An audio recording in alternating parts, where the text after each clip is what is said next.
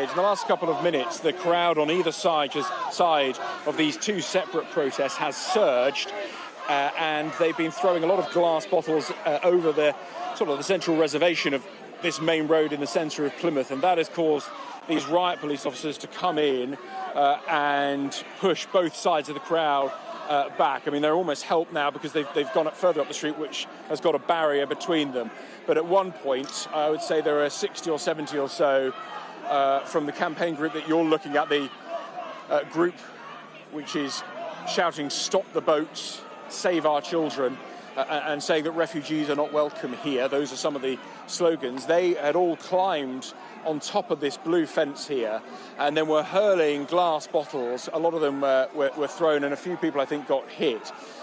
They've now been pushed back, as you can see, to the Royal Parade bus stop there, and they've further separated them. But this is the tension where it sort of ebbs and flows. It gets a little bit quieter, and then there's suddenly a flashpoint. And both sides of these two groups who've been protesting now for over an hour flared up. The protesters you're looking at now, as I say, are that group, slightly smaller in number. I'd say there's still a good 200 or 300 or so of them who have come, we know, as well as Cornwall, as well as Devon here.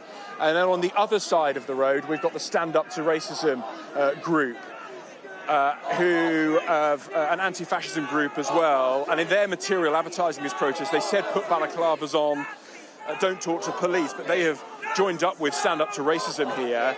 The Stand Up to Racism group have actually kept well back in that main square where their protests were organised. They have not got involved in the violence which has erupted further up the street here in Plymouth. They're staying there. They are the largest in number, although it has gone down slightly now, but there's still clearly several hundred here.